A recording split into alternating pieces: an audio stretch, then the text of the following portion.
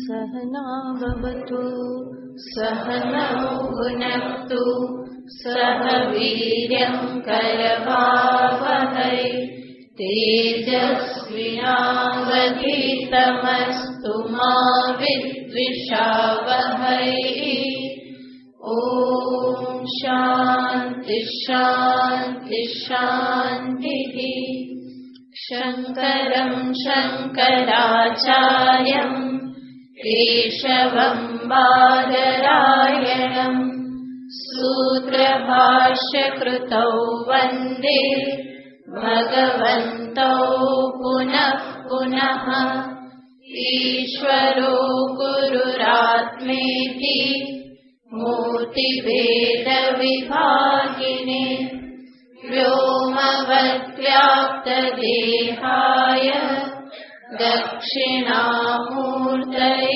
नमः।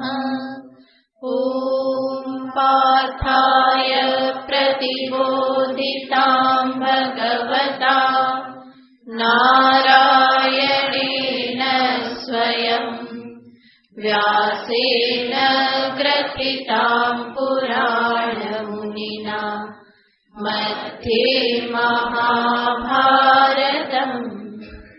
अद्वैतामृतवर्षिणीं भगवती अष्टादशाध्यायिनी अम्ब त्वामनुसन्दधामि भगवद्गीते भवद्वेषिणी। यं ब्रह्मा वरुणेन्द्ररुद्रमरुतः स्तुन्वन्ति दिव्यैस्तवैः वेदैः साङ्गपदक्रमोपनिषदैः गायन्ति यं सामगाः। ध्यानावस्थिततद्गतेन मनसा पश्यन्ति यं योगिनः यस्यान्तं न विदुःसुरासुरगणा देवाय तस्मै नमः। यस्यान्तं न विदुःसुरासुरगणा देवाय तस्मै नमः।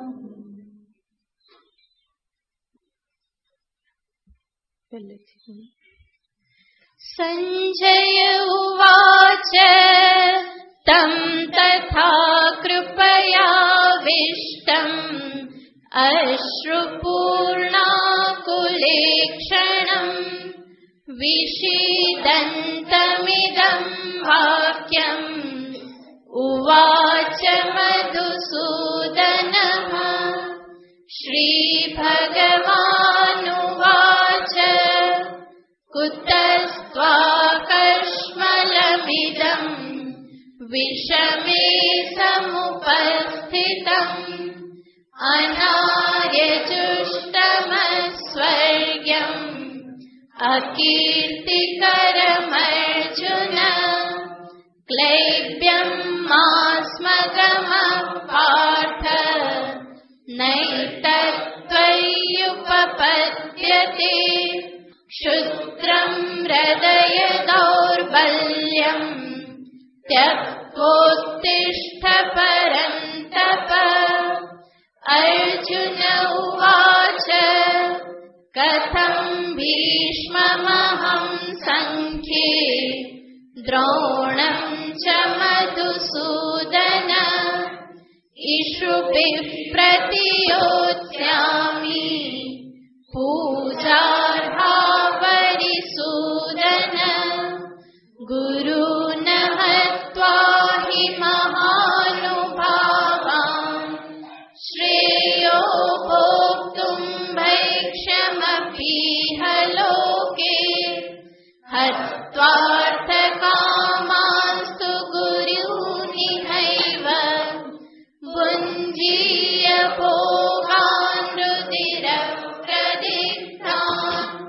न चैतद्विद्मः कतरन्नो गरीयसी यत्त्वा जयेम यदि वा नो जयेयुः यानेव हत्वा न जिजीविषामः तेव स्थिता प्रमुखे धार्तराष्ट्राः कार्पण्यदोषोपहतः स्वभावः पृच्छामि त्वां धर्मसम्मूढचेताः यच्छ्रेयस्यान्निश्चितं ब्रूहि तन्मे शिष्यस्तेऽहं शाधि मां त्वां प्रपन्नम् न हि प्रपश्यामि ममापनुद्यात् यच्छोकमुच्छोषणमिन्द्रियाणाम् अवाप्य भूमावसपत्नमृद्धम् राज्यं सुराणामपि चाधिपत्यम्।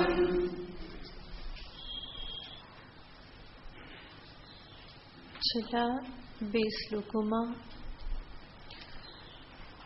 અર્જુન ભગવાન શ્રી કૃષ્ણની સમક્ષ પોતાની મનોદશામાં આવેલું પરિવર્તન, કૃષ્ણ પ્રત્યે જોવાની દ્રષ્ટિમાં આવેલું પરિવર્તન એને એ પોતાના શબ્દોમાં અભિવ્યક્ત કરે છે. જેમાં 7મા શ્લોકમાં અર્જુને પોતા જે કંઈ પણ અનુભવી રહેલા છે પોતાની જાતના સંદર્ભમાં એણે ભગવાનને વાત કરી. અહમ કાર્પણ્ય દોષોપહત સ્વભાવઃ, કાર્પણ્ય રૂપી દોષથી મારો સ્વભાવ હણાઈ ગયેલો છે. ધર્મ સંમૂઢ ચેતાહ, હું ધર્મના વિષયમાં મૂઢ ચિત્તવાળો થઈ ગયેલો છું. ધર્મ અધર્મ શું એ નિશ્ચિત કરવાને માટે હું હવે સમર્થ રહ્યો નથી. અને આવો હું હવે આપના શરણમાં આવું છું.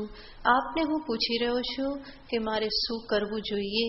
આપ જે કહેશો એ હું કરીશ. શિષ્યસ્તેહમ શાધિમામ ત્વામ પ્રપન્નમ.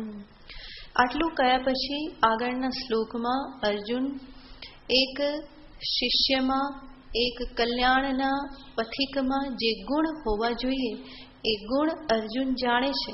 અને એટલા માટે જ એ પોતાના એ જે ગુણ જે છે એને શબ્દ દ્વારા એ અભિવ્યક્ત કરે છે. જેમાં મુખ્ય 2 બાબતને અર્જુન બતાવે છે: વિષયો પ્રત્યેનો વૈરાગ્ય અને ગુરુ પ્રત્યેની અનન્ય શરણાગતિ. આ 2 વસ્તુને અર્જુન છેલ્લા શ્લોકમાં બતાવે છે. નહીં પ્રપશ્યામિ મમાપનુદ્યાત યચ્છોકમુચ્છોષણમિન્દ્રિયાણામ. જે મારી આ ઇન્દ્રિયોને શોષિત કરી લેનારો એવો આ જે શોક જે છે એને દૂર કરવાનો હું બીજો કોઈ ઉપાય અત્યારે જોઈ રહ્યો નથી. એક જ ઉપાય છે અને એ ઉપાય કહો જે આપ બતાવો એ. બાકી મને કોઈ ઉપાય દેખાતો નથી. યુદ્ધ કરવું, વિજય પ્રાપ્ત કરવો, રાજ્યની પ્રાપ્તિ કરી લેવી, ત્રિલોકીનું રાજ્ય, સ્વર્ગનું રાજ્ય પણ હું પ્રાપ્ત કરી લઉં તો પણ મને આ શોકમાંથી મુક્તિ મળશે નહીં. એ પ્રમાણે અર્જુન કહે છે કે મને એવું કંઈ દેખાતું નથી જે મને શોકથી મુક્ત કરી શકે. આપ જ કૃપા કરી અને મને ઉપદેશ આપો જેના થકી મારા શોકની નિવૃત્તિ થાય. તો અહીંયા છેલ્લી લાઈનમાં અર્જુન કહે છે, અવાપ્ય ભૂમા વસપત્ન વૃદ્ધમ રાજ્યમ સુરાણામપી ચાધિપત્યમ.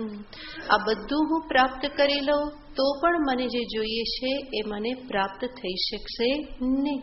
તો આના દ્વારા અર્જુન પોતાનું સ્પષ્ટ રૂપે અધિકારીત્વને માટે જે જોઈએ વૈરાગ્ય, એ વૈરાગ્ય રૂપી ગુણને અર્જુન બતાવી રહેલા છે. આપણે શાસ્ત્રમાં જે સત્યનો જિજ્ઞાસુ, જેને મુમુક્ષુ કહેવામાં આવે, સાધક કહેવામાં આવે, અધ્યાત્મ સાધક કહેવામાં આવે, કે જે આત્મજ્ઞાનની પ્રાપ્તિને માટે પ્રવૃત્ત થયેલો છે, એવી વ્યક્તિમાં મુખ્યત્વે 4 ગુણો દર્શાવવામાં આવે છે. જો એનામાં આ 4 ગુણ હોય તો એ આત્મજ્ઞાનનો અધિકારી બને છે.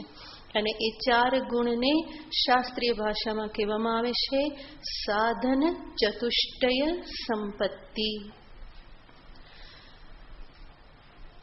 આત્મજ્ઞાનને માટે જે પણ ક્વોલિફિકેશન જોઈએ એ છે સાધન ચતુષ્ટય સંપત્તિ. ચતુષ્ટયનો અર્થ થાય છે 4નો સમૂહ. ચતુષ્ટય એ 4નો સમૂહ. કોના 4નો? તો કે સાધન. 4 પ્રકારના સાધન. સાધન યાને અહીંયા ગુણની વાત છે. સાધનનો અર્થ થાય જેના વડે સાધ્યને પ્રાપ્ત કરી શકાય. સાધ્ય એટલે જે હું ઈચ્છું છું અને એને હું જેના વડે પ્રાપ્ત કરી શકું એને કહેવાય સાધન. જેવી રીતે તમે ગીતા સ્વાધ્યાયમાં આવવા ઈચ્છો છો, સાંજ પડે તમારું સાધ્ય શું થઈ જાય છે કે સમદર્શન આશ્રમ પહોંચવું. આ છે સાધ્ય.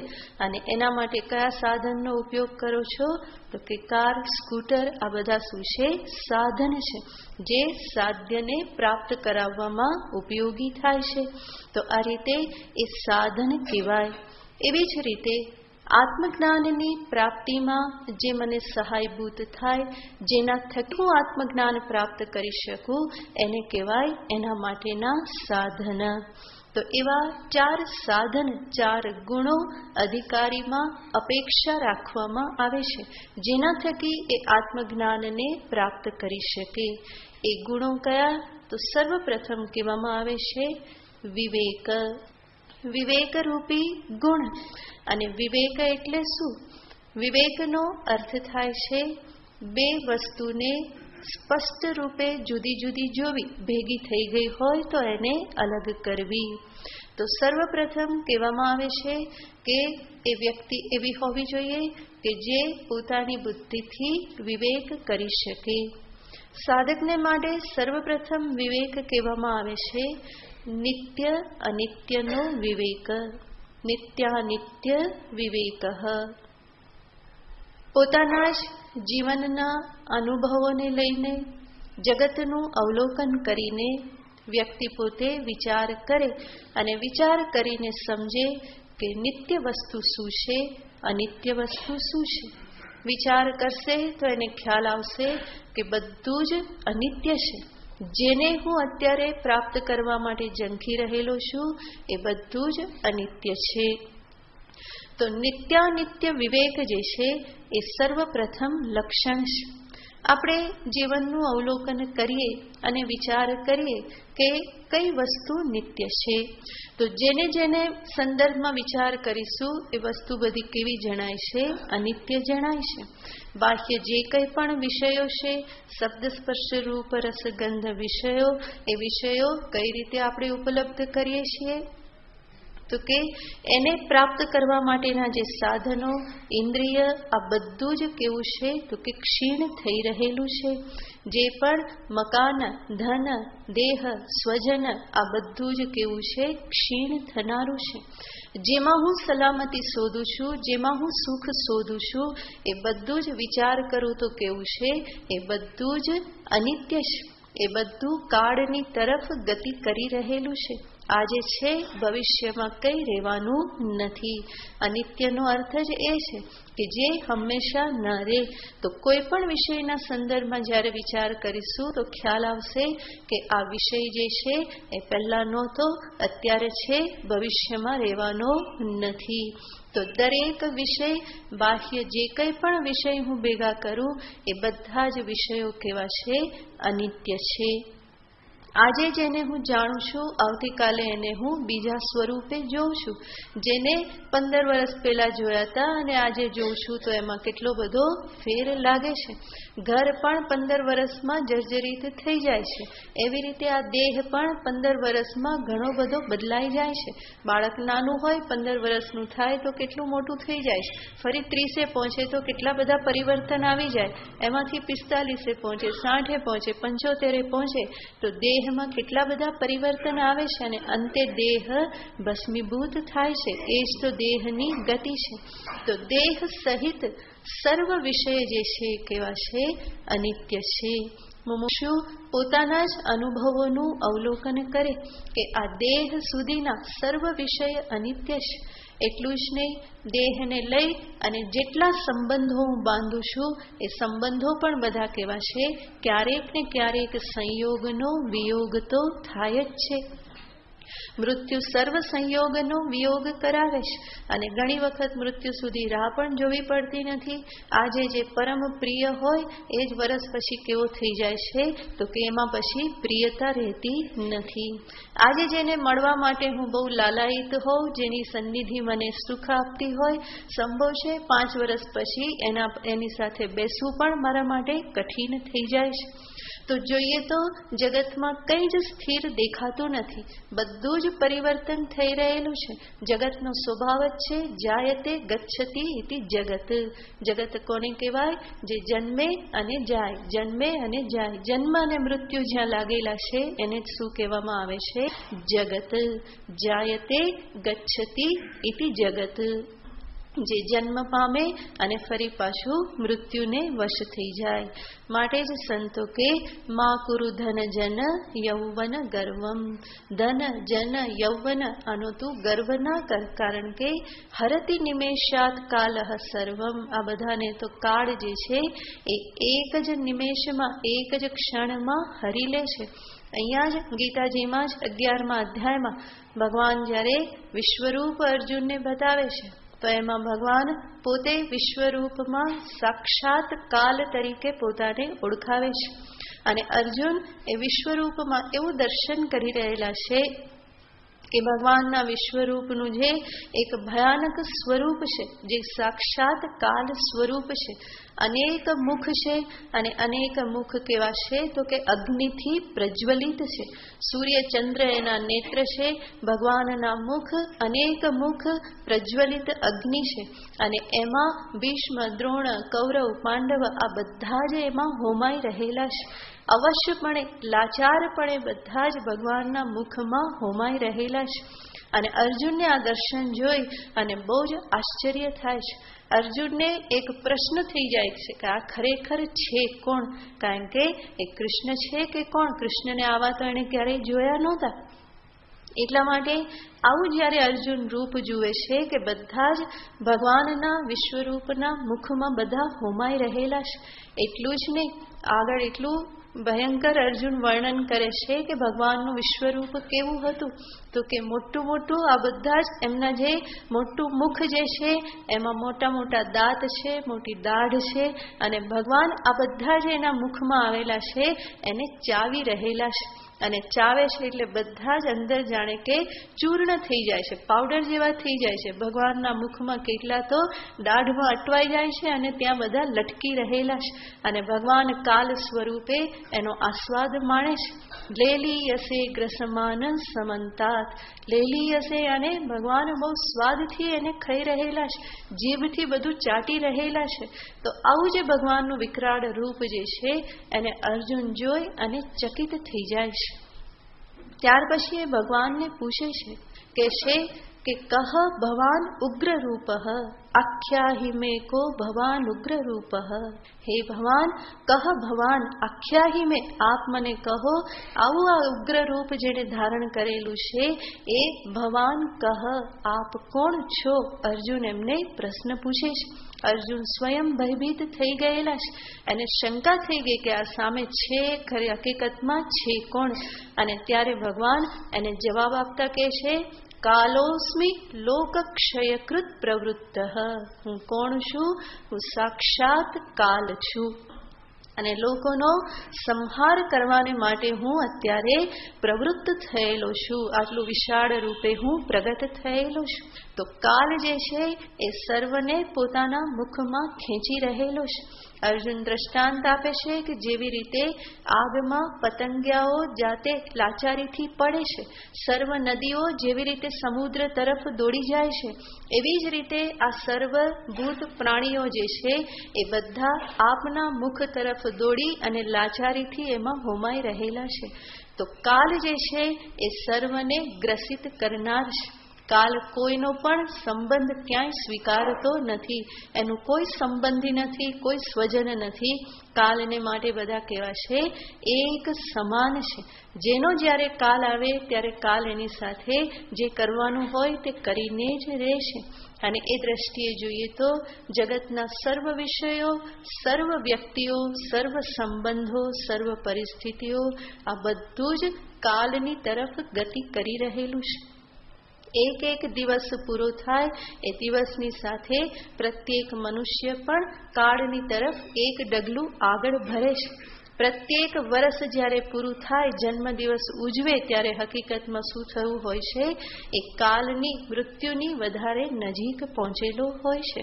તો આ દ્રષ્ટિએ જોઈએ તો જગતના સર્વ વિષયો કાલથી ગ્રસ્ત છે અને એટલા માટે જ એ અનિત્ય છે.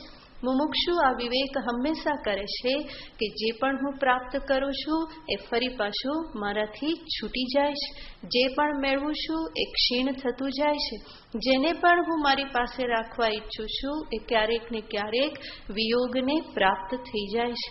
એટલું જ નહીં, શાસ્ત્રમાં તો ત્યાં સુધી વિવેક કરવાનું કીધેલું છે કે માત્ર આ જગતના જ વિષયો નહીં, પરંતુ સ્વર્ગના વિષયો જે છે એ પણ બધા કેવા છે? અનિત્ય છે. ક્ષીણે પુણ્યે મર્ત્યલોકમ વિશંતિ. સ્વયં ગીતાજીમાં જ ભગવાન કહેવાના છે. તો ત્યાંના વિષયો જે છે એ પણ અનિત્ય છે. ત્યાં પણ જે પણ વિષય ભોગ મળશે એના માટે પણ ધન જોઈએ અને એ ધન છે પુણ્યરૂપી ધન. જેટલું ભોગ્યું એટલું પુણ્યરૂપી ધન ખર્ચાવાનું છે અને જેવું ખર્ચ થયો, પૂરો થયો કે તરત જ ઉપરથી નીચે આવવાનું રહેશે. તો એટલા માટે અધિકારીને દર્શાવતા એક શબ્દ ભગવાન શંકરાચાર્યજી વાપરે છે કે અધિકારી કેવો હોય? દ્રષ્ટાનુશ્રવિક વિષય વિતૃષ્ણ. સર્વ વિષયોમાંથી જેની તૃષ્ણા જતી રહી છે. કયા શેના આધારે? વિવેકના આધારે. જે જુએ છે કે જગતમાં બધું જ અનિત્ય છે અને નિત્ય શું છે એનો પણ એ સાથે સાથે વિચાર કરે છે. એ જુએ છે કે સર્વ અનિત્ય, સર્વ પરિવર્તનશીલ પદાર્થોની પાછળ કોઈ એક તત્વ તો એવું હોવું જોઈએ કે જે અપરિવર્તનશીલ હોય, નિત્ય હોય. જેવી રીતે સર્વ ગતિની પાછળ એક સેન્ટર એવું હોવું જોઈએ કે જે કેવું છે? સ્થિર છે. જે ધરી ઉપર બધું ફરી રહેલું છે. તો સર્વ ગતિની પાછળ, સર્વ આ પરિવર્તનની પાછળ કોઈ એક અપરિવર્તનશીલ તત્વ હોવું જોઈએ. અને જિજ્ઞાસુ વિચાર કરે, હું નિત્યને જ ઝંખું છું. અનિત્ય ઘણા બધા ભેગા કર્યા પરંતુ કંઈ હાથમાં આવ્યું નથી. હવે મને કોની ઝંખના છે? નિત્ય વસ્તુની જ ઝંખના છે. તો આ બધું અનિત્ય છે એટલો વિવેક જિજ્ઞાસુ પોતાના અનુભવથી જરૂર કરી લે છે. અને એવો વિવેકી જે છે એને આત્મજ્ઞાનનો અધિકારી માનવામાં આવે છે. વિવેક પછી બીજો ગુણ બતાવવામાં આવે છે, બીજું સાધન, એ છે વૈરાગ્ય.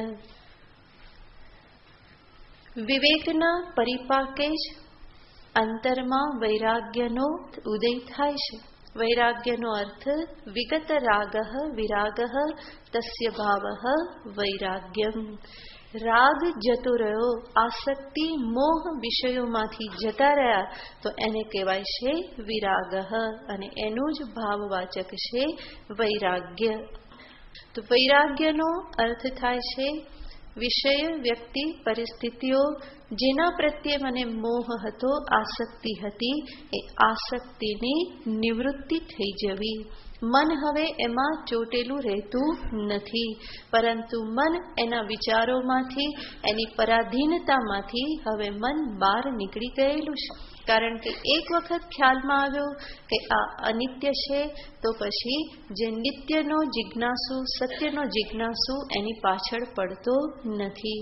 તો વૈરાગ્યનો અર્થ થાય છે જેના અંતરના રાગ અને દ્વેષ જે છે એ શિથિલ થઈ ગયા. તીવ્ર રાગ દ્વેષ હતા, એમાંથી રાગ દ્વેષ કેવા થઈ ગયા? તો કે શિથિલ થઈ ગયા, બહુ જ સૂક્ષ્મ થઈ ગયા. એ રાગ દ્વેષ હવે હેરાન કરનારા રહ્યા નથી. તો એને કહેવાય છે રાગ દ્વેષનું શિથિલીકરણ. તો વૈરાગ્યનો અર્થ છે રાગ દ્વેષનું શિથિલીકરણ. એટલા માટે જ વૈરાગ્ય શબ્દથી આપણે ડરવાનું નહીં તો વૈરાગ્ય શબ્દ સાંભળીએ ને તરત શું થાય એ તો કોની પાસે હોય? ભગવાધારી હોય એની પાસે જ હોય. અમે તો એના માટે લાયક નહીં. પણ એવું નથી. સાધન ચતુષ્ટય સંપત્તિ એ આત્મજ્ઞાન માટે અધિકારીત્વ છે, નહીં કે ભગવા કપડાં પહેરેલા હોય એ. બરાબર? માટે ભગવા કપડાં પહેર્યા હોય ને વૈરાગ્ય ના હોય તો પણ એ ભગવા કંઈ બચાવવાના નથી. તો વૈરાગ્ય જે છે એ મનની એક એવી પરિપક્વ અવસ્થા છે કે જે પરિપક્વ અવસ્થામાં મન પછી કોઈ વિષય, વ્યક્તિ કે પરિસ્થિતિની હાજરીમાં વિચલિત થતું નથી. વિવેકના પરિપાકે, સમજદારીના પરિપાકે પ્રાપ્ત થયેલી મનની એક પરિપક્વ અવસ્થા છે. એક એવી સ્વસ્થ પરિપક્વ મનોસ્થિતિ છે કે જે સ્થિર મનોસ્થિતિને પરિપક્વ મનોસ્થિતિમાં કોઈ પણ વિષય, શબ્દ, સ્પર્શ, રૂપ, રસ, ગંધ, કોઈ પણ વ્યક્તિ કે કોઈ પણ વિકટ પરિસ્થિતિ જે છે એ મનને વિચલિત કરી શકતા નથી. કારણ કે એ બધાથી વિવેકના પરિપાકે મન જે છે એ ઉપર ઉઠી ગયેલું છે અને એટલા માટે આ બધું જ જે છે એ હવે ગૌણ થઈ ગયેલું છે. વૈરાગ્યને સમજવા માટે અમારું એક સૂત્ર છે. કયું સૂત્ર છે? આ મારા કામનું નથી. આને કહેવાય વૈરાગ્ય. તમે કહેશો એટલે વળી શું? નવા જે બધા સાંભળે છે, વૈરાગ્યનો અર્થ આ જ છે, જ્યાં મને સમજાઈ જાય કે આ મારા કામનું નથી. જેવી રીતે કોઈ એક બાળક હોય અને એ બાળક લખોટીથી રમતો હોય, રમકડું હોય, એને એ પ્રાણ પ્રિય હોય, કોઈ એને અડે તો એ સહન કરી શકતું નથી. એના વગર એનાથી જીવાતું નથી. હંમેશા એ પાસે રાખવા ઈચ્છે. રાત્રે સૂવે તો પણ ક્યાં હોવું જોઈએ? સાથે લઈને સૂવે. અને સવારે ઉઠીને પહેલા દર્શન કોના કરે? એ રમકડાના દર્શન કરે. એના વગર નહીં ચાલે. આને શું કહેવાય? એ બાળકનો એ રમકડા પ્રત્યે કે લખોટીઓ પ્રત્યે રાગ છે. એના વગરે જીવી શકતો નથી. એમાંથી થોડુંક કંઈક ઓછું થયું તો ધમ પછાડા કરી મૂકે. તો આ છે રમકડા પ્રત્યે બાળકની આસક્તિ, રાગ. પરંતુ એ જ બાળક મોટું થાય અને તમે એને બાઇસિકલ લાવીને આપો, પછી એ કોને વળગે છે? પછી પેલા રમકડા, લખોટી એ બધા છૂટી જાય છે. પછી સવાર, બપોર, સાંજ એને શું જોઈએ છે? તો કે બાઇસિકલ જ જોઈએ છે. અને એનાથી મોટું થયું પછી એને બાઇક લાવી આપી તો પછી એ સાયકલ સામે જોતું નથી. બાઇક આવ્યા પછી કમાતો થયો અને પછી શું લાવ્યો? 4-વ્હીલર લાવ્યો, કાર લાવ્યો. તો પછી બાઇકની પણ એને કોઈ જરૂર જણાતી નથી. જેમ જેમ આગળનું પ્રાપ્ત થાય એમ આગળ પાછળનું બધું એને કેવું લાગે છે? હવે આ મારા કામનું નથી. સાયકલ મારા કામની નથી. સ્કૂટર મારા કામનું નથી. તો એના પ્રત્યે એની કેવી દ્રષ્ટિ થઈ જાય છે? એ પછી કામનું લાગતું નથી. જ્યારે એને કાર મળી તો પાછળનું બધું જ નકામું થઈ ગયું. એ જ વ્યક્તિ જે બાળક હતો, લખોટીને પકડીને રાખતો હતો, રમકડાને પકડીને રાખતો હતો, અને હવે મોટો થયા પછી એને કામનું લાગતું નથી. અને એ જ જ્યારે પરણે ને એની ઘરે ફરી પાછો બાબો આવે અને એ બાબો ફરી લખોટાથી રમતો થાય ત્યારે ફરી પાછું શું થાય? ત્યારે એ કે પપ્પા મારી સાથે રમો. ત્યારે પપ્પા શું કરે? ના ના, મારા કામનું નથી. એવું કરશે? ત્યારે એ શું કહે છે? એની સાથે એ રમે છે. પરંતુ ત્યારે પપ્પાની લખોટી કે રમકડા પ્રત્યે કેવી દ્રષ્ટિ હોય છે? એની દ્રષ્ટિ સ્પષ્ટ છે કે મારા કામનું નથી. બાળકને ગમે છે તો બરાબર છે, પરંતુ મારા કામનું નથી. એને જ જ્યારે બાઇસિકલ, એનો બાળક જ્યારે નાની બાઇસિકલ ફેરવતું થાય અને પપ્પા એને શીખવતા હોય અને પાછળ બેસીને બરાબર એને ટ્રેન કરતા હોય, ત્યારે પણ એ બાઇસિકલ પ્રત્યે એ પપ્પાની દ્રષ્ટિ કેવી છે? આ મારા કામનું નથી. એનો અર્થ શું થયો? વૈરાગ્યનો અર્થ રાગનો અભાવ, સાથે સાથે દ્વેષનો પણ અભાવ. માટે જ કહ્યું રાગ દ્વેષનું શિથિલીકરણ. એ બંને શિથિલ થઈ ગયેલા છે. મારા કામનું નથી એનો અર્થ નહીં કે હું એના પ્રત્યે તિરસ્કાર કરું. કામનું નથી એનો અર્થ રાગ તો નથી જ, પરંતુ સાથે સાથે તિરસ્કાર પણ નથી. જેના માટે કામનું હોય એ રાખે, પરંતુ મારા કામનું નથી. માટે જ વૈરાગ્યનો અર્થ છે જ્યાં રાગ પણ નહીં અને દ્વેષ પણ નહીં. જ્યાં વિષયોને વ્યક્તિઓની પાછળ ઘેલા થઈ અને દોડવાનું પણ નથી, અને સામે આવી ગયા તો એનાથી દૂર ભાગવાનું પણ નથી તિરસ્કાર કરીને. પરંતુ જગત જ્યાં છે, જેવું છે એવું બરાબર છે, મારા કામનું નથી. જેને કામનું હોય એ લઈ જાય, પરંતુ મારે એમાંથી કંઈ જોઈતું નથી. એ મને જે જોઈએ એ આપી શકવાની સમર્થ નથી. જે પરમ તત્વ, જે પરમ સુખ, પરમ આનંદ હું જે પામવા માંગુ છું એ આપવાને માટે જગત સમર્થ નથી. વૈરાગ્યનો અર્થ જ્યારે મન સમજી જાય કે મારે જે મહાન વસ્તુ જોઈએ છે એ આપવાને માટે આ જગત તો બહુ વામણું છે, એ મને આપી શકવાનું નથી. આવી રીતની એક સમજદારી, આવી રીતની એક સ્પષ્ટ જગતના સંદર્ભની સમજદારી જે છે એને કહેવામાં આવે છે વૈરાગ્ય. માટે જ આ વૈરાગ્ય જે છે એ કોઈ ભાગેડું વૃત્તિ નથી. વૈરાગ્ય કોઈ કાયરતા નથી. વૈરાગ્ય એટલે કોઈ ઘૃણાવૃત્તિ પણ નથી. વૈરાગ્ય એટલે તિરસ્કાર પણ નથી. પરંતુ વૈરાગ્ય એ એક પ્રકારનું આત્મબલ છે. વૈરાગ્ય એ એક પ્રકારની બલવાન મનોસ્થિતિ છે કે જે બલવાન મનોસ્થિતિમાં કોઈ પણ એને ડગાવી શકતું નથી. તો આવી એક સ્વતંત્ર, સમજદારી ભરેલી જે મનોસ્થિતિ છે કે જે વિષયોની હાજરીમાં પણ વિચલિત થતું નથી. માટે જ વૈરાગીનું લક્ષણ શું છે? તો કે જે વિષયો સામે ઉપસ્થિત હોય એને ભોગવવા માટેની બધી જ અનુકૂળતા હોય, ત્યારે પણ મન જ્યારે વિચારી શકે કે આમાંનું કંઈ મારા કામનું નથી, તો એને કહેવાય વૈરાગ્ય. અને આવું વૈરાગ્ય ખાલી ભગવાધારી પાસે જ હોય એવું નથી. જેને પણ આત્મજ્ઞાન પ્રાપ્ત કરવું છે એને આ પ્રકારેની મનોસ્થિતિ પ્રાપ્ત કરવી જ રહે. અને એ વિવેકપૂર્વક જ પ્રાપ્ત થાય. જો પેલા વિવેક ન કર્યો હોય, સમજદારી કેળવી ન હોય, તો વૈરાગ્ય જાજો ટકવાનો નથી. એટલે જ કે ત્યાગ ન ટકે વૈરાગ્ય વિના. વૈરાગ્ય અને સમજદારી છે, એ જો સમજદારી ન હોય તો ત્યાગ ટકી શકવાનો નથી. બાહ્ય ત્યાગ જે છે અંતરમાં પ્રગટ થયેલા વૈરાગ્યની અભિવ્યક્તિ હોવી જોઈએ. અંતર કંઈ થયું ના હોય અને બહારથી બધા ટીલા કરવા માંડે, ટીલા ટપકા, રુદ્રાક્ષ માળા, ભસ્મ લગાવી લે અને નાક પકડીને બેસે, તો એટલાથી વૈરાગ્ય પ્રગટ થતો નથી.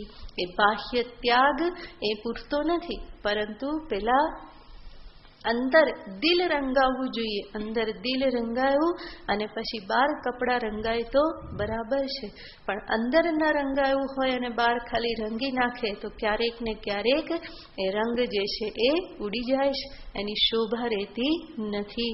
માટે જ કબીર કહે છે કે જોગી કપડા રંગાય મન ના રંગાય. કપડા રંગાવે છે પરંતુ મનને રંગતો નથી. અને જો મનને રંગાવે તો જીવનમાં કોઈ સમસ્યા રહે નહીં. અને આ મન વૈરાગ્યના રંગથી રંગાવવું એ અધ્યાત્મ પથના અધિકાર માટે અનિવાર્ય ગુણ કહેવામાં આવે છે. તો આ બીજો ગુણ. ત્રીજો ગુણ દર્શાવતા શાસ્ત્રમાં કહેવામાં આવ્યું છે, જેમાં 6 ગુણોના સમૂહને કહેવામાં આવેલ છે. એ છે ષટ સંપત્તિ. ષટ સંપત્તિ અને 6 પ્રકારના ગુણ. અને એ 6 ગુણોનો સમૂહ, એમાં સર્વપ્રથમ છે શમઃ.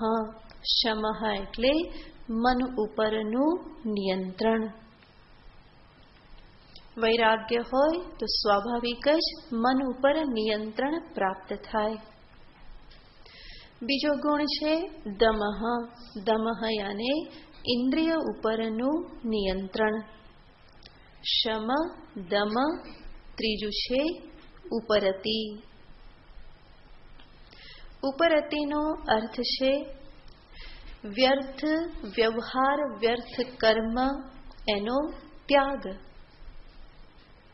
મનુષ્ય જીવનમાં ઘણું બધું ન કરવાનું, વ્યર્થ એવું જે બધું છે એ પણ કરતો રહેતો હોય છે, અને એટલા માટે એનો સમય જે છે એ બરબાદ થતો રહેતો હોય. તો જે પણ ટાળી શકાય એને ટાળવાનું હોય, જેને પણ એવોઇડ કરી શકાય એને એવોઇડ કરવાનું હોય. માટે જ કોઈ કર્મમાં, વ્યવહારમાં પ્રવૃત્ત થતા પહેલા વિચારવું જોઈએ કે શું આ કરવું મારા માટે અનિવાર્ય છે? નહીં તો જીવન તો એટલા બધા વ્યવહારોથી ભરપૂર થઈ જવાનું છે કે જ્યાં સમય હંમેશા ઓછો પડે.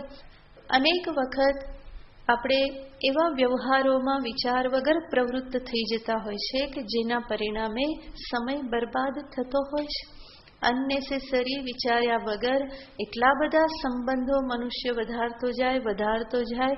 સંબંધો વધારવા બહુ સહેલા છે, પણ પાછળથી પછી શું કરવું પડે?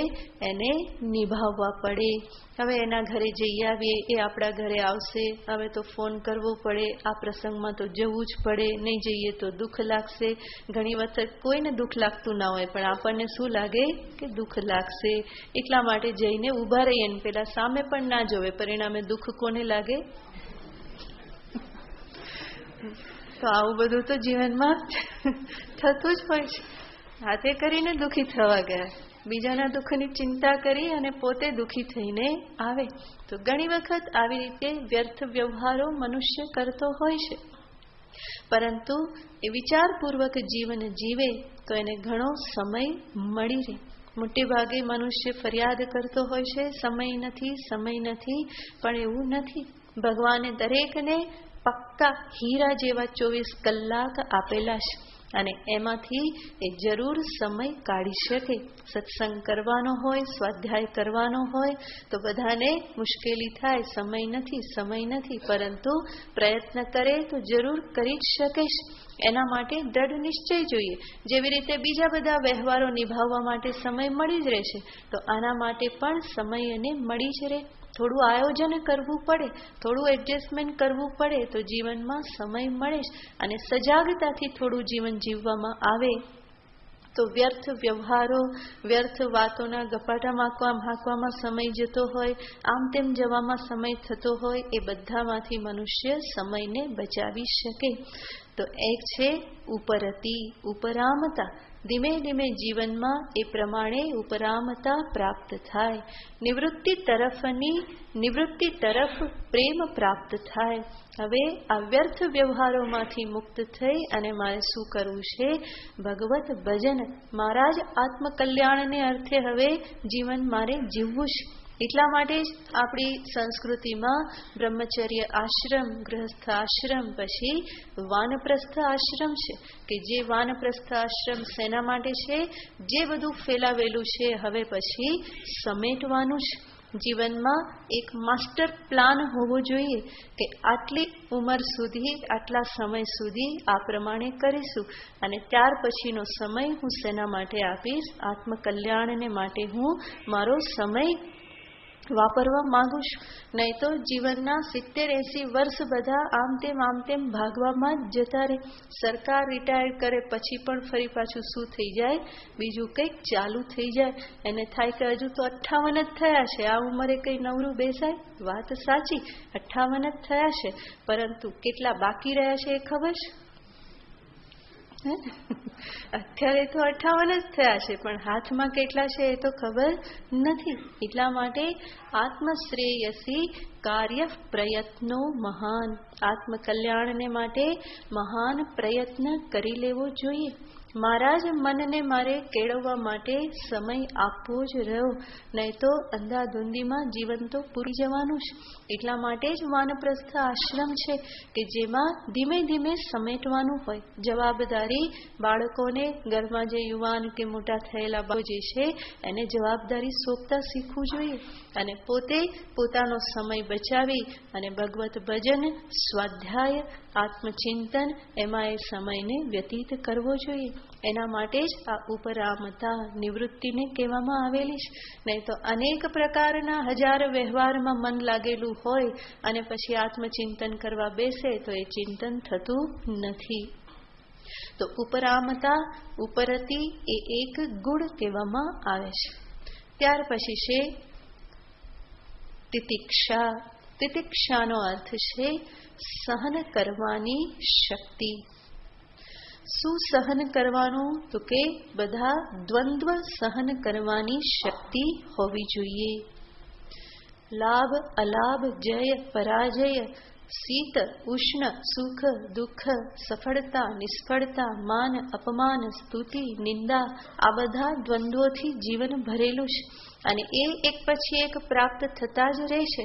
તો એને સહન કરવાની શક્તિ. સહન કરવાની શક્તિ એનો અર્થ થોડુંક કંઈક આમ તેમ થયું અને મન વિચલિત થઈ જાય તો ફરી આત્મચિંતન થઈ શકતું નથી. એટલા માટે શાસ્ત્ર કહેશે કે જીવનમાં આ તિતિક્ષા પણ હોવી જોઈએ. તિતિક્ષાનો અર્થ છે સહનમ સર્વ દુઃખાનામ. સર્વ દુઃખ જે છે જીવનમાં વિચલિતતા, વિકટ પરિસ્થિતિ આવે એને સહન કરતા શીખવાનું. જરૂર એને ટાળી શકાય તો ટાળવા માટે પ્રયત્ન કરવાનો જ હોય, પુરુષાર્થનું સ્થાન છે. પરંતુ જ્યારે એવું લાગે કે હવે આને ટાળી શકાય એમ નથી ત્યારે એને બે હાથ ખુલ્લા રાખી અને વધાવી લેવાનું હોય. પછી એના પ્રત્યે ફરિયાદ કરતા રહેવું એ મૂર્ખામીનું લક્ષણ છે. ટાળી શકાય પુરુષાર્થથી જરૂર પુરુષાર્થ કરો, પછી ન થાય તો પછી જે છે એને સ્વીકારી લેવાનું હોય. તો એવી પ્રકારની જે સહન શક્તિ જે છે, ફરિયાદ રહિત રહેવું એને કહેવાય છે તિતિક્ષા. પાંચમું ગુણ કહેવાય છે શ્રદ્ધા. શાસ્ત્રમાં શ્રદ્ધા, ઈશ્વરમાં શ્રદ્ધા, ગુરુમાં શ્રદ્ધા અને આત્મશ્રદ્ધા, પોતાની જાતમાં શ્રદ્ધા. આ પણ અધિકારી માટેનો ગુણ છે. માટે જ ભગવાન આગળ કહેવાના છે શ્રદ્ધાવાન લભતે જ્ઞાનમ. શ્રદ્ધાળુ જે છે એ જ્ઞાનને પ્રાપ્ત કરે છે. શ્રદ્ધા એટલે શું એ બધું આગળ વિસ્તારથી આવશે, અત્યારે આપણે સંક્ષેપમાં જોઈએ છીએ. શ્રદ્ધા એ અધિકારીનો ગુણ છે. અને છેલ્લે કહેવામાં આવે છે સમાધાનમ.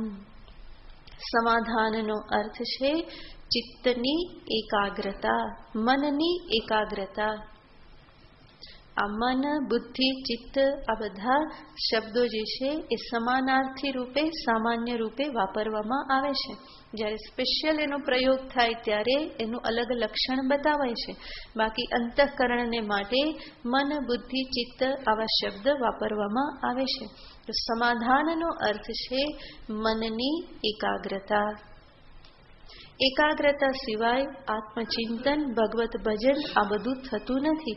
માટે એને પણ અધિકારીના ગુણ તરીકે કહેવામાં આવેલ છે. તો આ છ જે છે એને કહેવાય છે ષટ સંપત્તિ, જે ત્રીજો ગુણ છે. અને ચોથું કહેવામાં આવે છે મુમુક્ષા. મુમુક્ષા એટલે કે મુક્ત થવાની ઈચ્છા.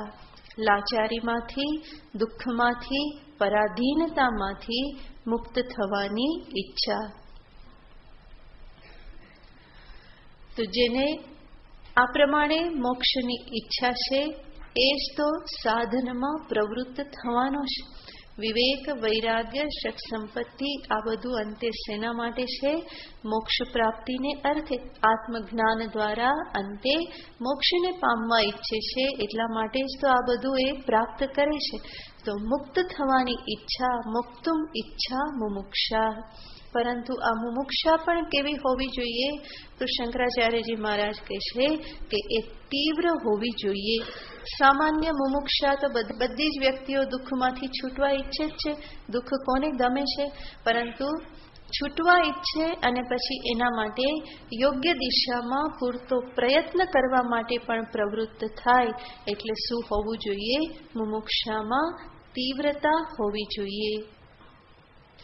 તો આ રીતે આ 4 જે ગુણ જે છે એને કહેવાય છે સાધન ચતુષ્ટય સંપત્તિ.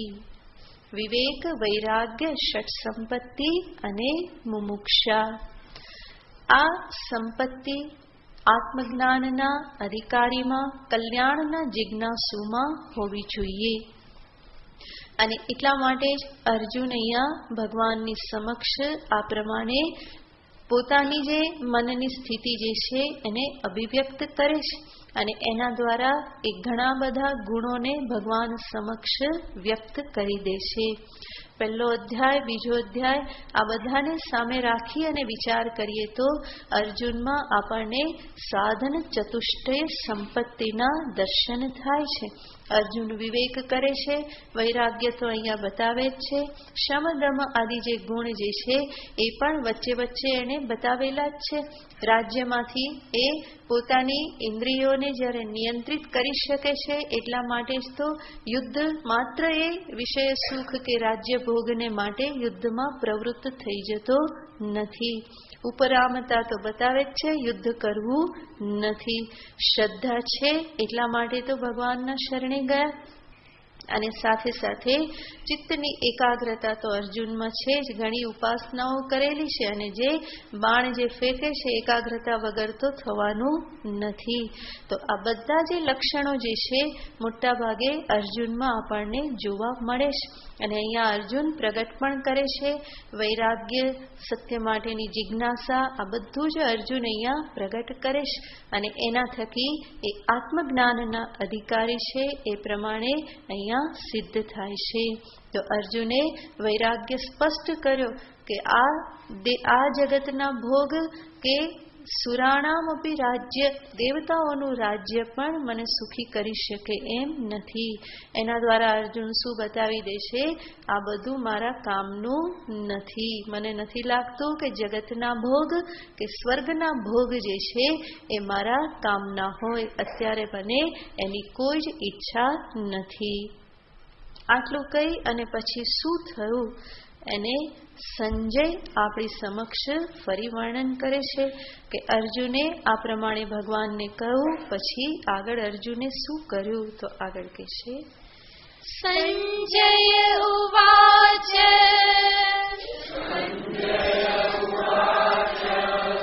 એવ મુક્ત્વા ઋષિકેશમ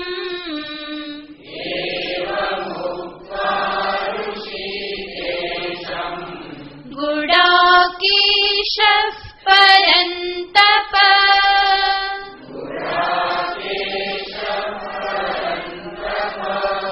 ન યોત્સ્ય ઇતિ ગોવિંદમ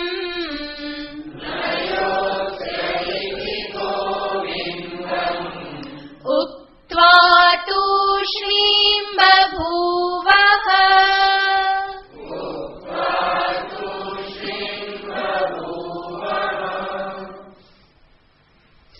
સંજય ઉવાચ. સંજય બોલ્યા. તો શરૂઆતમાં પણ સંજયે આપણને કહ્યું હતું કે અર્જુનનું શું થયું અને ત્યાર પછી ભગવાને એને શું કહ્યું. હવે ફરી પાછા અહીંયા સંજય આપણને કહે છે કે અર્જુને ભગવાન શ્રી કૃષ્ણનું શિષ્યત્વ ગ્રહણ કર્યું ત્યાર પછી અર્જુને શું કર્યું એને 9મા શ્લોકમાં કહે છે અને ભગવાને શું કર્યું એને 10મા શ્લોકમાં કહે છે. તો સર્વપ્રથમ કહે છે એવમ ગુડાકેશઃ ઋષિકેશમ ઉક્ત્વા. હે પરંતપ, ધૃતરાષ્ટ્રને સંબોધન છે. સંજય ધૃતરાષ્ટ્રને સંબોધન કરે છે પરંતપ. હે પરંતપ ધૃતરાષ્ટ્ર. એવમ ઉક્ત્વા આ પ્રમાણે કહીને. ગુડાકેશ. કોણે કીધું આ પ્રમાણે? તો કે અર્જુને. ગુડાકેશ અર્જુનનું નામ છે. આગળ આપણે જોયેલું હતું. એ ગુડાકેશ નામથી જ અર્જુનમાં શમ, દમ, તિતિક્ષા આ બધા ગુણો જે છે એ પ્રગટ થઈ જાય છે. ગુડાકેશનો અર્થ જેનો નિદ્રા ઉપર કંટ્રોલ છે. ગુડાકાય અને નિદ્રા, અને એનો જે ઈશ સ્વામી એને કહેવાય ગુડાકેશ. નિદ્રાનો સ્વામી એનો અર્થ નહીં કે જે ઊંઘતો રહે છે, બરાબર? જેટલું ઊંઘવું એટલું ઊંઘી શકે એને શું કહેવાય? ગુડાકેશ. એવું નહીં તો ઊંઘણથી આવો અર્થ પણ કાઢે કે ગુડાકેશ. તો કોણ છું? નિદ્રાનો સ્વામી. જ્યારે બોલાવું ત્યારે આવી જાય. ઘણા બધા એવા હોય જ કે જ્યારે બોલાવે ત્યારે આવી જાય. તો એ રીતે ગુડાકેશ નહીં, પરંતુ જેવી રીતે આપણે કહીએ છીએ વિઘ્નેશ, તો વિઘ્નેશનો અર્થ શું થાય? વિઘ્નહર્તા, જે વિઘ્નોને હરી લે છે. એનો અર્થ વિઘ્નો જેની સામે ફરકતા નથી. એવી જ રીતે ગુડાકેશનો અર્થ થાય જે ગુડાકા હરતા, એટલે કે નિદ્રાનો હરી લેનાર. નિદ્રા જેની સામે ફરકી શકતી નથી, જેની અનુજ્ઞા વગર, આજ્ઞા વગર નિદ્રા આવી શકતી નથી. તો આ જે ગુડાકેશ શબ્દ છે એ છે એ અર્જુનમાં શમ, દમ, તિતિક્ષા આ બધા ગુણોને દર્શાવે છે. સાથે સાથે બતાવે છે એમનામાં આળસ અને પ્રમાદ જરા પણ રહેલા નથી. તો એવા અર્જુન ઋષિકેશમ એવમ ઉક્ત્વા, ઋષિકેશને આ પ્રમાણે કહીને, અને ભગવાન માટે બીજો શબ્દ સંજય વાપરે છે ગોવિંદમ. આગળ કહ્યું ઋષિકેશમ. ઋષિકેશ શબ્દનો અર્થ થાય છે ઋષિકાણામ ઇન્દ્રિયાણામ ઈશ ઋષિકેશ, જે ઇન્દ્રિયોના સ્વામી છે, જે ઇન્દ્રિયોના પ્રેરયિતા છે. આગળ જ અર્જુને કહ્યું હતું કે મારો આ શોક કેવો છે? ઇન્દ્રિયોને શોષી લેનારો, ઉચ્છોષણ, એનું શોષણ કરી લેનારો. અને ઋષિકેશ ઇન્દ્રિયોના સ્વામી એ કોણ છે? ઇન્દ્રિયોના ઉત્પોષક, એને હંમેશા પોષણ આપનારા. શોક જે છે ઇન્દ્રિયોને શોષી લેનાર છે, અને ભગવાન ઋષિકેશ કેવા છે? ઇન્દ્રિયોને હંમેશા બળ આપનારા, એના પ્રેરયિતા. તો સંજય કહે છે આ ઇન્દ્રિયોને સૂકવી નાખનાર એવા શોકને નાથવા માટે અર્જુને કોને કહ્યું? ઋષિકેશમ, ઇન્દ્રિયોના પ્રેરયિતા એવા ઋષિકેશને. અને બીજો શબ્દ વાપરે છે ગોવિંદમ. ગોવિંદ શબ્દનો અર્થ પણ એ પ્રમાણે જ થાય છે. ગામ ઇન્દ્રિયાણી વિંદતી લભતે ઇતિ ગોવિંદમ.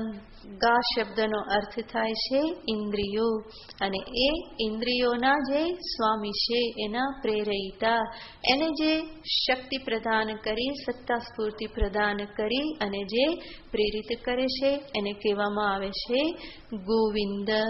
તો સંજય ભગવાન માટે બે શબ્દ વાપરે છે. એવમ ઋષિકેશમ ગોવિંદમ ઉક્ત્વા. આ પ્રમાણે અર્જુને ભગવાનને કહ્યું, અને કહીને પછી શું કર્યું? ન યોત્સ્ય ઇતિ ઉક્ત્વા. શું કહ્યું સર્વપ્રથમ ભગવાનને? તો કે ન યોત્સ્યે, હું યુદ્ધ કરીશ નહીં. ઇતિ ઉક્ત્વા તૂષ્ણીમ બભૂવઃ. અર્જુન જે છે પછી ચૂપ થઈ ગયા, પછી કંઈ બોલ્યા નહીં. તો સંજય અહીંયા વર્ણન કરે છે કે અર્જુને આ પ્રમાણે ભગવાનને કહ્યું શિષ્યસ્તેહમ શાધિમામ ત્વામ પ્રપન્નમ, અને પછી અનન્ય શરણાગતિ, વૈરાગ્ય આ બધું પણ બતાવ્યું. અને આ પ્રમાણે બધું બતાવ્યા પછી અર્જુને છેલ્લે એક વાક્ય શું કીધું? ન યોત્સ્યે, હું યુદ્ધ કરીશ નહીં. આનાથી શું સિદ્ધ થાય છે? હમણાં તો અર્જુનભાઈએ શરણાગતિ સ્વીકારી અને શું કહ્યું? સાધિમામ, મારા ઉપર શાસન કરો. અને હવે ફરી પાછા ભાઈ શું કહે છે? ન યોત્સ્યે, હું યુદ્ધ કરીશ નહીં, એમ કરી અને બેસી ગયા. તો આ પણ મનુષ્યની માનસિકતા અહીંયા વ્યક્ત થાય છે.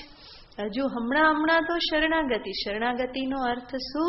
તમે જેમ કહેશો એમ હું કરીશ. હવે તમે જેમ કહેશો એમ હું કરીશ પછી ફરી પાછું કહેવાનું હોય કે હું યુદ્ધ કરીશ નહીં. એનો અર્થ શું થયો? યુદ્ધ નહીં કરું, એના સિવાયનું જે કહેશો એ બધું કરીશ. અને આવું તો હંમેશા થતું જ રહેતું હોય છે, બરાબર ને? શરણાગતિ, પૂર્ણ શરણાગતિ બહુ જ કઠિન છે, એ સામાન્ય નથી. સંપૂર્ણ અહમને સમર્પિત કરી દેવો એ અત્યંત દુર્લભ છે. ક્યાંક ને ક્યાંક તો અહમ બચી જતો જ હોય છે. અર્જુન જેવા અર્જુન પણ હજુ હમણાં તો ક્ષણ પહેલા જ કહ્યું કે પ્રભુ હું આપના શરણમાં છું, શાધીમાં મારા પર આપ શાસન કરો, અને જે એક મારા માટે કલ્યાણકારી હોય તમે નિશ્ચય કરીને કહી દો. અને પોતે નિશ્ચય કરી લીધો, હું યુદ્ધ કરીશ નહીં. તો કલ્યાણકારી જે હોય એના માટે તો પૂછ્યું શું કલ્યાણકારી છે? હું યુદ્ધ કરું કે ના કરું, યુદ્ધ કરું કે ભિક્ષાટન કરું, આ બેમાંથી જે કલ્યાણકારી હોય એ મને કહો. અને ભગવાન હજુ તો કહેવાનું શરૂ કરે એની પહેલા જે શું કહી દેશે? હું યુદ્ધ કરીશ નહીં. એનો અર્થ શું? એ કલ્યાણકારી હશે તો પણ કરીશ નહીં. માટે તમારે કહેવાનું હોય તો શું કહેવાનું? એના સિવાયનું જે કહેશો એ બધું કરીશ. આવું આપણે પણ કહેતા જોઈએ છીએ બધાને. તો એ બતાવે છે કે અહમનું શરણ એટલું સરળ નથી. ક્યાંક ને ક્યાંક તો એ હંમેશા આપણને પકડીને રાખે જ છે. માટે આપણે એક એરિયા હંમેશા બચાવીને રાખતા હોઈએ છીએ. પછી એ ભગવાન પાસે હોય કે ગુરુ પાસે હોય કે સંતો પાસે હોય, અમુક એરિયા તો બચાવીને રાખે. આના સિવાય તમે ટચ કરી શકો, અહીંયા ટચ કરી શકાય નહીં. એના સિવાય જે કેવું હોય તે કહો, બધું તમારું સાંભળીશું, પરંતુ અહીંયા તો નહીં. તો અર્જુન પણ એ પ્રમાણે જ અહીંયા કંઈક કહે છે. આટલી શરણાગતિ સ્વીકારી, આટલો વૈરાગ્ય બતાવ્યો, અને પછી શું કહે છે? ન યોત્સ્યે, હું યુદ્ધ કરીશ નહીં. એ રીતે પોતાના તરફથી જાણે કે એને નિર્ણય જાહેર કરી દીધો. અને પછી ભગવાનને કહે છે તુષ્ણીમ બભુવ. અર્જુન કેવા થઈ ગયા? પછી શાંત થઈ ગયા. અર્જુનને મનમાં થયું કે આટલી બધી શરણાગતિ બતાવી દીધી, હવે તો ભગવાન શું કહી દેશે? યુદ્ધ કર. એટલા માટે કે બધું કીધા પછી ફરી એક વાક્ય કહી દેવું સારું. અને એટલે શું કહી દીધું? ન યોત્સ્યે, હું યુદ્ધ કરીશ નહીં. કારણ કે અંદરથી પ્રબળ ઈચ્છા તો એ જ છે, યુદ્ધ કરવું નથી. એટલો બધો અંદરથી વિરોધ છે યુદ્ધ કરવાને માટે, કારણ કે અર્જુનને લાગે છે કે આમાં કોઈ કલ્યાણ રહેલું નથી. એટલે અર્જુનને થયું કે ભગવાન પોતાના તરફથી એક નિર્ણય આપી દે એની પહેલા કમસે કમ હું મારી ઈચ્છા તો બતાવી દઉં કે મારી ઈચ્છા શું છે? યુદ્ધ કરવું નથી. આટલી મારી ઈચ્છાને ધ્યાનમાં રાખીને પછી તમારે જે કહેવું હોય તે કહેજો. આ પ્રમાણે અર્જુન કહે છે. અને ભગવાન પણ હવે અર્જુનને બહુ હેરાન કરતા નથી. ભગવાન જાણે છે કે આ તો જીવનું આ પ્રમાણે સ્વભાવ જ છે. તારો છું રોજ સવાર બપોર સાંજ કરે, પરંતુ ક્યારેય પણ મારો થતો નથી. ભગવાન જાણે જ છે કે કેવા પ્રકારનો જીવનો સ્વભાવ હોય છે. મંદિરમાં જઈને અનેક વખત કે ત્વમેવ માતા ચ પિતા ત્વમેવ, બધા સંબંધો તમારામાં જ છે, અને પછી આખો દિવસ સામું જોઈને ભૂલી જ જાય છે.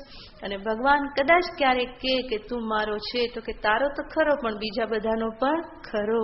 તો અનન્ય શરણાગતિ આવતી નથી. તો ભગવાન જાણે છે કે જીવનો સ્વભાવ કેવો છે. એ તો આ પ્રમાણે કે જ છે. અભિબોલા અભિફોક, અર્જુનની જેમ જ હમણાં કીધું કે તમે કોને, એની પહેલા તો પોતે જ કહી દીધું. ભગવાન જાણે છે જીવના સ્વભાવની, જીવના મનની લાચારી કેવા પ્રકારની છે. અને એટલે ભગવાન એવા બધા જે દોષ જે છે એને બહુ ધ્યાનમાં લેતા નથી, બલકી ઉદાર ભાવે એને એક બાજુ રાખી દે છે. અહીંયા અર્જુને પણ આવું કહ્યું તો ભગવાન કંઈ એના વિશે બોલ્યા નહીં. અર્જુને કહ્યું નહીં, ભગવાને અર્જુનને કહ્યું નહીં કે અર્જુન હમણાં તો તું આવું કહેતો હતો ને હવે ફરી આવું કહેવા લાગ્યો. ભગવાનને થયું કે આવું કંઈ કહેવાની આવશ્યકતા નથી. આ તો જીવનો મનનો સ્વભાવ આ પ્રમાણેનો જ છે. માટે ભગવાન ઉદાર ભાવે ન યોત્સ્યે એવું જે અર્જુને કહી લીધેલું છે એને અત્યારે ધ્યાનમાં લેતા નથી, તાત્કાલિક લેતા નથી. પરંતુ 18મા અધ્યાયમાં જોઈશું ને ત્યાં ભગવાન યાદ કરીને કહેશે કે આ ન યોજશે એવું જે તું માને છે ને તારો મિથ્યા અહંકાર છે. પ્રકૃતિ સ્વામ નિયોક્ષ્યતિ ત્યારે ભગવાન કહેશે, પણ અત્યારે ભગવાન કંઈ એના શબ્દને ધ્યાનમાં લેતા નથી. હવે ભગવાનને પણ અર્જુનની દયા આવી જાય ને, બિચારા ક્યારના વલોવાઈ રહેલા છે અને ભગવાન ચૂપચાપ છે, માટે આવું કઈ ભગવાન વચ્ચે લાવતા નથી. અને બીજી બાજુ ભગવાન પણ ઉત્સુક જ છે. ગીતાજી જે એમના હૃદયરૂપ છે, જે એમના જીવનનો સાર જે છે એને એ બહાર પ્રગટ કરવા માગે જ છે, અને એ ઘડી આવી ચૂકેલી છે. માટે ભગવાન હવે એ ઘડીને પાછળ ઠેલવા માંગતા નથી. અર્જુન તો પાછળ ઠેલવા માગે કે ના માગે, પરંતુ ભગવાન હવે એ ઘડીને ચૂકવા માંગતા નથી. અને એટલા માટે ભગવાનને થયું કે હવે આમાં કઈ લાંબુ ખેંચીશ તો અર્જુન ફરી પાછો ક્યાંક બીજી બાજુ ઢળી પડશે.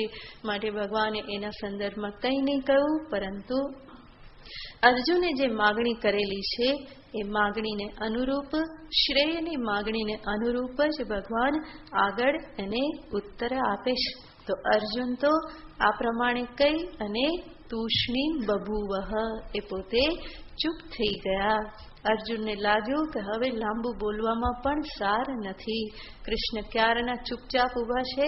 અર્જુનને સમજાઈ ગયું કે હું ચૂપ થઈશ તો હવે કૃષ્ણ બોલવાનું ચાલુ કરશે. જ્યાં સુધી હું બોલતો રહીશ ત્યાં સુધી ભગવાન બોલવાના નથી, અર્જુનને ખબર છે. માટે અર્જુન તૂષ્ણીમ બભૂવઃ એ ચૂપ થઈ ગયા, શાંત થઈ ગયા. અને જેવા અર્જુન શાંત થયા કે તરત જ ભગવાને એમને કંઈક કહ્યું. ભગવાને આગળ શું કર્યું તો એને સંજય બચશે. તમુવાચ ઋષિકેશઃ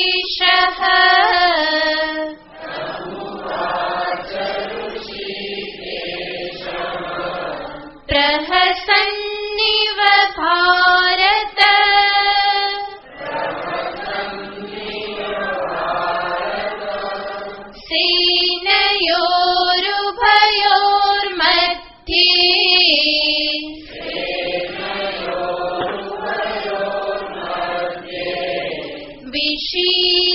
વિષીદन्तમિદં વચઃ.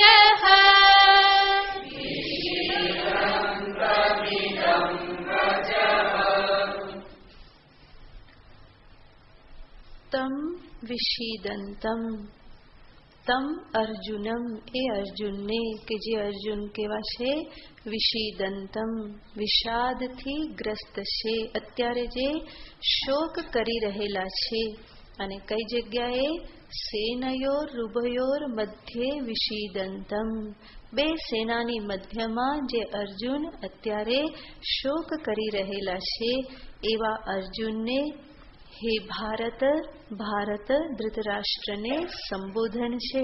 હે ધૃતરાષ્ટ્ર, એવા શોકથી ગ્રસ્ત બે સેનાની મધ્યમાં જે અર્જુન જે છે એને ઋષિકેશ, ફરી ભગવાનને માટે શબ્દ વાપરે છે ઋષિકેશ, ઇદમ વચઃ પ્રહસન ઇવ ઉવાચ.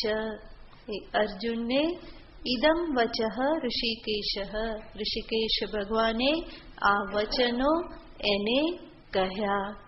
તો ભગવાન શ્રી કૃષ્ણચંદ્રએ બે સેનાની મધ્યમાં, બે સેનાની મધ્યમાં એ શબ્દને બંને બાજુ લઈ શકાય, એટલે કે બે સેનાની મધ્યમાં શોકથી ગ્રસ્ત એવા અર્જુનને, અથવા તો એવા અર્જુનને બે સેનાની મધ્યમાં ભગવાને આ વચનો કહ્યા. એ જ રણભૂમિમાં ભગવાને આ વચનો કહ્યા. અને અહીંયા સંજય એક વધારાનો શબ્દ મૂકે છે. એ કહે છે ભગવાને ઇદમ વચઃ ઉવાચ, પરંતુ કેવી રીતે? પ્રહસન ઇવ. ભગવાન પણ ભગવાન છે, કૃષ્ણ તોફાની તો છે જ, માટે કહે છે કે ભગવાને આ વચનો કયા, પરંતુ કેવી રીતે કયા? તો કે પ્રહસન ઇવ. પ્રહસનના બે અર્થ થાય. એક તો મજાક કરતા કરતા, અને બીજું પ્રહસન એટલે હસતા હસતા. અર્જુન બિચારો વલોવાઈ રહ્યો છે અને કૃષ્ણ જે છે એ પ્રહસન ઇવ, હસતા હસતા એ વાત શરૂ કરે છે. તો અર્જુનને થતું જ હશે, મને આટલી બધી તકલીફ થાય છે અને કૃષ્ણ શું કરી રહ્યા છે? હસી રહેલા છે. તો કૃષ્ણનો તો સ્વભાવ જ છે કે હસવું ક્યારેય પણ છૂટતું નથી. હંમેશા માધુર્ય એમનો, આનંદ એમનો સ્વભાવ છે, આનંદ કંદ છે. તો ભગવાન પ્રહસન ઇવ, જાણે કે હસતા હોય એ પ્રમાણે, જાણે કે અર્જુનની મજાક કરતા હોય એ પ્રમાણે ભગવાને ઇદમ વચઃ ઉવાચ, આ વચન ભગવાને કહ્યા. આના ઉપર, આ પ્રહસન શબ્દ ઉપર ઘણો વિચાર કરવામાં આવે છે કે ભગવાન હસ્યા શા માટે, હસવાનું કારણ શું હતું. તો ઘણા બધા કારણ આપવામાં આવે છે, જેને આપણે પછી જોઈશું. ઓમ પૂર્ણમદઃ પૂર્ણમિદં પૂર્ણાત પૂર્ણમુદચ્યતે પૂર્ણસ્ય પૂર્ણમાદાય પૂર્ણમેવાવશિષ્યતે. ઓમ શાંતિ શાંતિ શાંતિ. હરિ ઓમ શ્રી ગુરુભ્યો નમઃ. હરિ ઓમ. પાના નંબર 204. શ્રી ગુરુદેવમ એ પ્રાર્થના આપણે કરવાની છે, બરાબર? સ્વામીજી આવે ત્યારે. શ્રી ગુરુદેવમ નૌમિ તમેવં ગતમદમાનં રહિત વિકારં. શ્રી ગુરુદેવં નૌમિ તમેવં ગતમદમાનં રહિત વિકારં. નિત્યં જ્ઞેયં નિત્યં નિત્યં જ્ઞેયં જ્ઞાનાધારં. શ્રી ગુરુદેવં નૌમિ તમેવં ગતમદમાનં રહિત વિકારં. બ્રહ્મવિધાનં શીલનિધાનં ધૃતગુણમાનં પરમોદારં. બ્રહ્મવિધાનં શીલનિધાનં ધૃતગુણમાનં પરમોદારં. નિગ્રહનિષ્ઠં બુદ્ધિવરિષ્ઠં ભાવજનિષ્ઠં સહિત વિચારં. શ્રી ગુરુદેવં નૌમિ તમેવં ગતમદમાનં રહિત વિકારં. અશરણ શરણં સંશયહરણં લોકાભરણં જગદાધારં. અશરણ શરણં સંશયહરણં લોકાભરણં જગદાધારં. મંગલકરણં મંગલચરણં મંગલભરણં મંગલસારં. શ્રી ગુરુદેવં નૌમિ તમેવં ગતમદમાનં રહિત વિકારં. અકદલકદनं કુસુમિતવદनं શોભાસદनं નિરહંકારં. અકદલકદनं કુસુમિતવદनं શોભાસદनं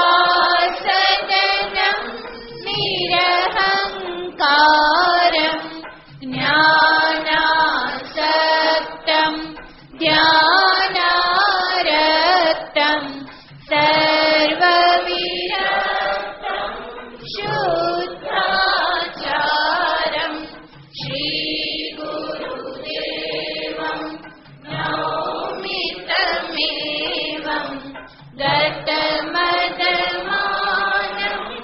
रहितविकारम् अतिमृदुहासं वाणिविलासं दीनमणिभासं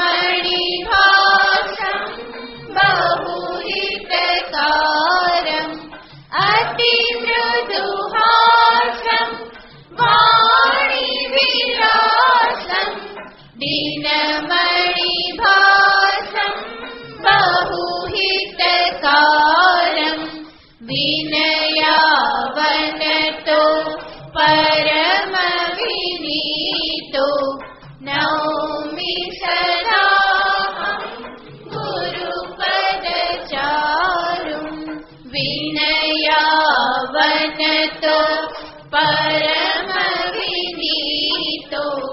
नौमि सदाहं गुरुपदचारुं श्रीगुरुदेवं नौमि तमेवं गतमदमानं रहितविकारम् गतमदमानं रहितविकारम्।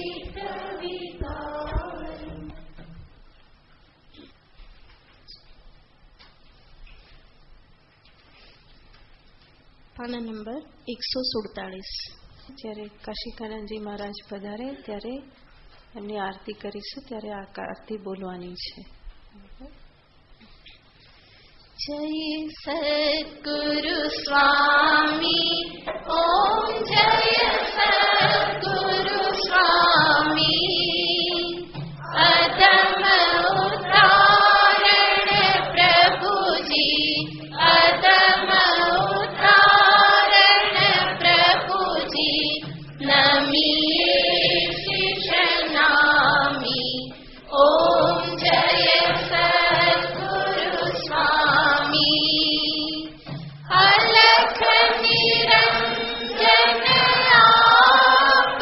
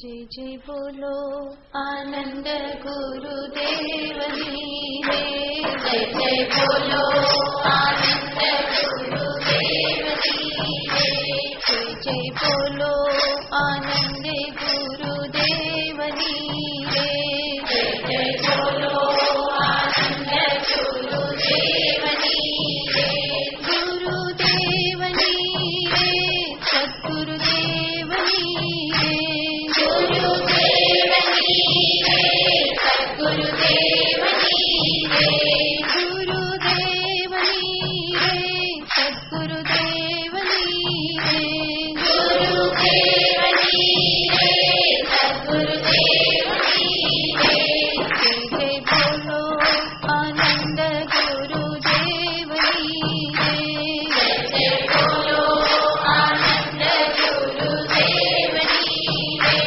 जय जय बोलो आनंद गुरुदेवनी रे, जय जय बोलो आनंद गुरुदेवनी रे, गुरुदेवनी रे, सद्गुरुदेवनी रे, गुरुदेवनी रे, सद्गुरुदेवनी रे, गुरुदेवनी रे, सद्गुरुदेवनी रे, गुरुदेवनी रे, सद्गुरुदेवनी रे, जय जय बोलो आनंद गुरुदेवनी रे, जय जय बोलो आनंद गुरुदेवनी रे, जय जय बोलो आनंद गुरुदेवनी रे, जय जय बोलो आनंद गुरुदेवनी रे, गुरुदेवनी रे, सद्गुरुदेवनी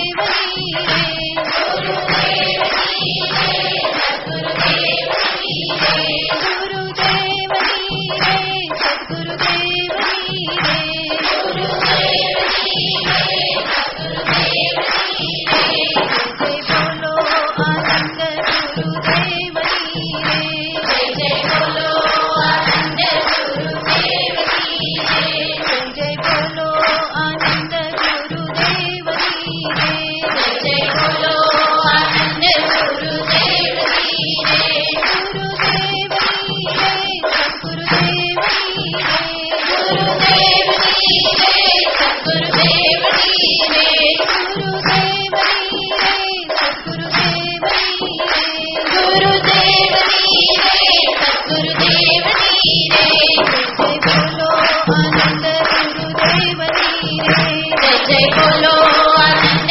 गुरुदेवनी रे, जय बोलो आनंद गुरुदेवनी रे, जय जय बोलो आनंद गुरुदेवनी रे, गुरुदेवनी रे, सद्गुरुदेवनी रे, गुरुदेवनी रे, सद्गुरुदेवनी रे, गुरुदेवनी रे, सद्गुरुदेवनी रे, गुरुदेवनी रे, सद्गुरुदेवनी रे, जय बोलो आनंद गुरुदेवनी रे, जय जय बोलो आनंद गुरुदेवनी रे, जय बोलो आनंद गुरुदेवनी रे, जय जय बोलो आनंद गुरुदेवनी रे, जय बोलो आनंद गुरुदेवनी रे, जय जय बोलो आनंद गुरुदेवनी रे, जय बोलो आनंद गुरुदेवनी रे, जय जय बोलो आनंद गुरुदेवनी